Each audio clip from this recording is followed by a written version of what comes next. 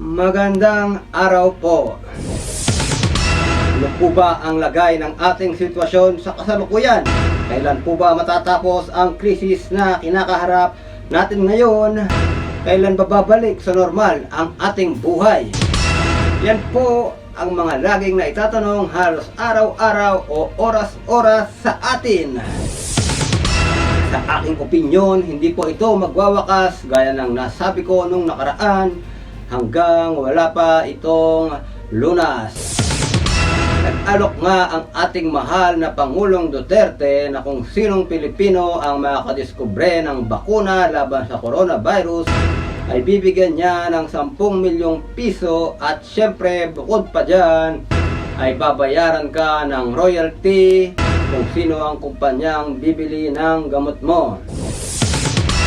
At maiba po tayo.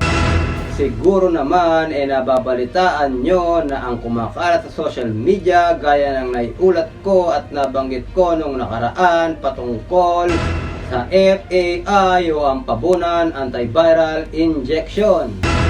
Ano na ba ang lagay ng gamot na ito matapos malaman ng Pangulo?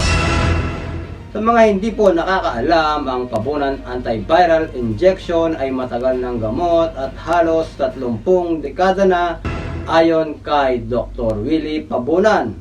Ito ay ginagamit na gamot sa dengue, sa HIV, na tuklaw ng ahas at iba pa. At pwede daw panlaban sa sakit na kumakalat sa kasalukuyan na coronavirus 2019 o ang COVID-19. Hindi pa po ito ginagamit at binebenta sa mga merkado dahil hindi pa approved ng FDA o ng Food and Drug Administration. Dahil ito ay on process pa lang ng application. Sinusubukan ko pong tawagan kanina ang mga pabunan at sila ay hindi nagpa-unlock ng panayam dahil busy sila na kinukumpleto ang mga kailangang dokumento. Matanong ko lang po, Secretary Roque, lumalabas po sa pahayagan na ang Pangulo ay magbibigay daw ng 10 milyong piso sa sinumang makakaimbento ng pangontra sa coronavirus.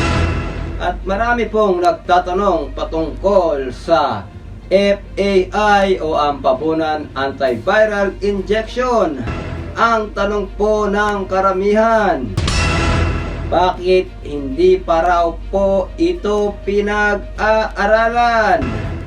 Nakarating na po ba sa inyo to, Secretary? Salamat sa iyong tanong, no? Ang sabi po ni Presidente, 10 milyon para sa bakuna.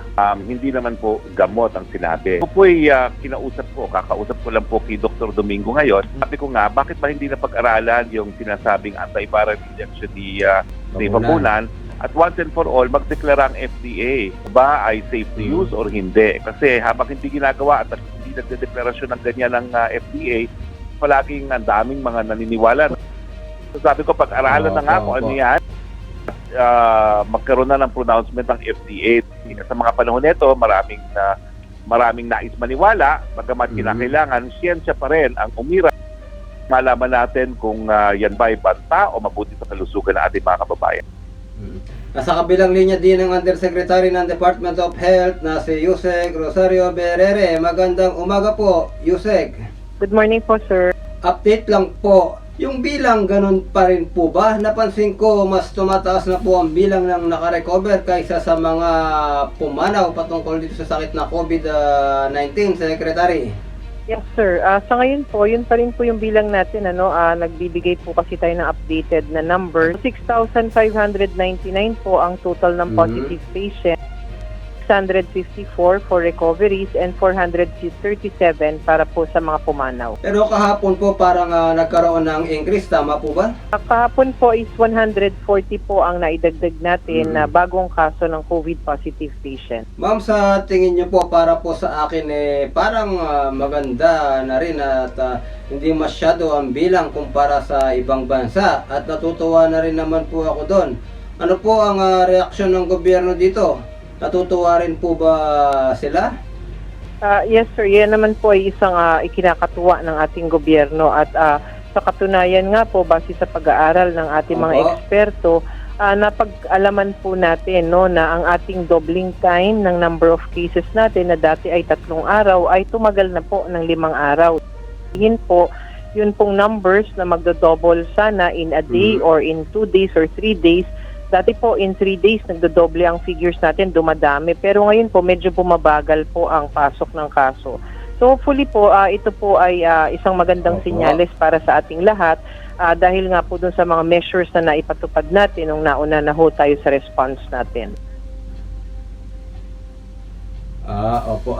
Base po sa aking obserbasyon, kumpara po sa ibang bansa, kagaya ng US, Italy at iba pa, at sa ibang bansa na mas mataas pa ang populasyon sa atin, yung bilang po ay mabagal umakyat. Ano po ba ang naging factor nito? Sa tingin niyo po ba nakatulong ang aksyon na ginawa ng ating gobyerno? Nakatulong po ba ang tinatawag na lockdown at ang ECQ, Secretary?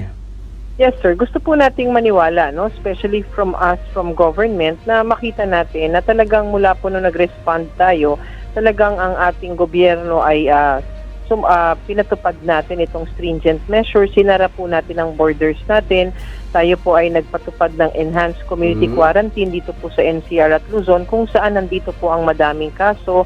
Nagkaroon po tayo ng mga local government efforts, dun po natin makikita na sila rin po in their own way ay nagpatupad ng kanilang mga ECQ sa kanilang mga lugar. And of course, yung ating laging paalala sa mga tao to stay at home at yung mga physical distancing measures. So we think na ito po naman ay nakapagbigay sa atin na magandang naidulot, no, dahil nga po nakikita natin ang doubling time ay bumabagal. Ngunit ang lagi nga po namin sinasabi, we cannot be complacent on this. Third day, may nakita tayong mga artikulo sa ating mga news na dito po sa ibang bansa ay nagkakaroon sila ng second wave dahil nag-relax po sila ng mga measures nila. So isa po yan sa isang dapat pag-aralan at dapat nating alalahanin na hindi po tayo dapat na maging complacent. Kailangan ituloy pa rin natin yung mga ginagawa natin ngayon para tuloy-tuloy po tayong magkaroon ng magandang outcome dito sa sakit na ito. Ma'am, maitanong ko na rin po. Siguro po ay nabalitaan nyo na ang tungkol sa pabunan antiviral injection. Ito daw po ay posibleng gamot sa COVID-19. Marami pong tao ang nagtatanong, halos araw-araw kinukulit po ako. Bukas po ba kayo patungkol po dito? Yes sir, kami naman po ay bukas ang aming tanggapan, no, in even our Food and Drug Administration. Magsasubmit lang po sila sa amin ng kanilang protocol, submit lang po nila yung kanilang application para ma-rehistro natin yung gamot, ma-evaluate po natin yan kung ito talaga ay safe, ito talaga ay epektibo, ito talaga ay makakatugon dito sa sakit na COVID-19. Kapag ginawa po nila yan, aaralin natin na maayos at titignan natin kung ano po yung tama na maibibigay nating abiso sa ating mga kababayan. Pero hanggang hindi po sila nagsasubmit sa atin, hindi po natin malalaman kung talagang totoo po itong mga sinasabi sa social media. Opo. Maitanong ko na rin po, Jose, kung sakaling maipasa na nila Dr. Pabuna ng mga bagay na kailangan para simulan na i-testing o para maaprubahan kung ito ay pwede sa COVID-19, gaano po ito katagal, Secretary? Matagal po yan, sir, because there are stages in the process para maipatupad natin ang ating regulatory measures. Bukod po dun sa ini-evaluate po natin lahat ng dokumento na isasubmit nila, meron din po tayong tinatawag na trial, clinical trial. May mga bagong gamot po, ginagawan po natin yan. And clinical trials, may stages din po yan na pinagdadaanan. So ito po ay magiging matagal na proseso. Pero katulad nga ng sabi natin, since we are in a crisis mode, ito naman po ay magkakaroon ng mas mabilis na proseso kung ito po isasubmit. Kaya lang, hindi pa rin ho natin pwedeng i-compromise yung stages ng process. Yusek Rosario Berere, maraming salamat po sa inyo. Thank you very much po, sir. So, ayan po ang pabunan antiviral injection ay nasa proseso na. At kung makumpleto na po ang mga bagay na kailangan ay pwede naman daw po madaliin basta hindi lang makompromiso ang mga proseso na dapat gawin at kinukumpleto na po ng pabunan ang mga kailangan.